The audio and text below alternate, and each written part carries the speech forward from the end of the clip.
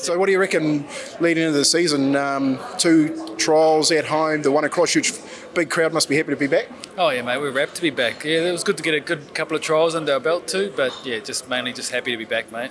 Tell us about being home, Dan. Like you've been, away for 3 years, your family, your kids are growing up. I had to look after them a couple of times, but how has it been home, mate? Have you sort of enjoyed being back here in New Zealand? Oh yeah, I loved it, mate. I only stayed over the first 2 years myself. I came back last year just with the young kids, mate. Needed to come home, but yeah, it was tough, but it's just so good to be back home, mate. In your own environment, your own facilities, So yeah, just can't beat it. Mate, you've had a number of coaches.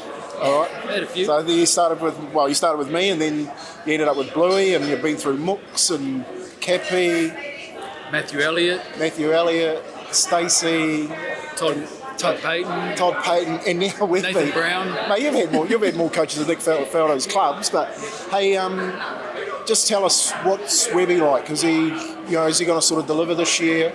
Has it been different? It has been different, mate. I really like what he's doing so far. He's firm, but he's fair, and he's got a really good rapport with the players. Like he doesn't just treat them as players. He respects them as people as well. So, and I think the boys really understand that. They see that, and they want to play for him. So I really like what he's doing. So he was here as an assistant coach. So you've got to work with him underneath. I think who was that?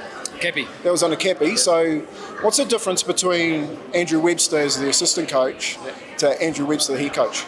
He was a bit of a larrikin when he was the assistant coach, to be honest. He was a lot younger, and he really enjoyed a good time. But he's definitely more serious now, and he's more focused. And he's got a lot more detail about him too. He's very passionate. He knows exactly what he wants, but he's really fair with it too. He's not a yeller or a screamer. He's direct and listens, and I really like him, mate. He's good. Let's go get on well with you then, because you're pretty quiet. Hey, I remember when you came to me and said, "Hey, Kemp, I'm going up to the Warriors. I've got an opportunity up there," and I couldn't wait to push you out the door, mate. I'd had enough of you. But just tell me, mate, over the years, sort of what's your highlight? Like, have you had a highlight that you can put your tag on and say, look, this is one of the reasons why I took that opportunity back then? It's easy, mate. It's the 2018 season when we played finals. It's the only one for a little while.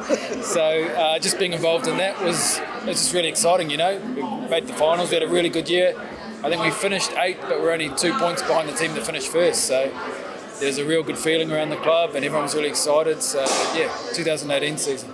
So managers normally, they get to know the boys really well, and they're different from the coaches. You get them knocking on your door all the time and asking for help and what should I do, Dan? What's special about this crew? I wouldn't say they're too different from others. I'd say at the moment they're really happy though.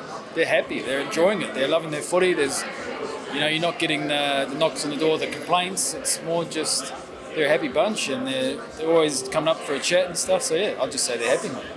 Well, all the best this year, mate. I've always got a bedroom in my place for you if things don't go that well by the end of the year. But if they do and you do make the finals, make sure I get a grand final ticket again. Yeah, no problem. SENZ.